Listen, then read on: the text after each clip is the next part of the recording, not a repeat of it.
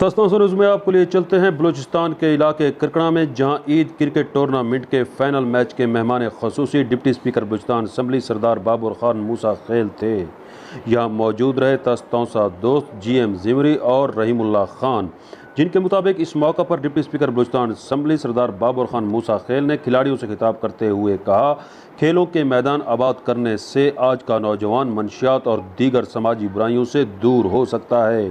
करकड़ा के खिलाड़ियों में टैलेंट की कमी नहीं, मेहनत करके ये आगे आ सकते हैं। उनका कहना था कि खेल के मैदान आबाद करने से हम अस्पतालों को वीरान कर सकते हैं।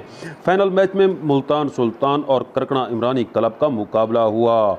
इस मौका पर तमाशाइयों की एक बहुत बड़ी तादाद भी मैदान में मौजूद थी। तकरीब से डॉक्टर गुलाम मोहम्मद जाफ़र और यासीन शेख ने भी खिताब किया।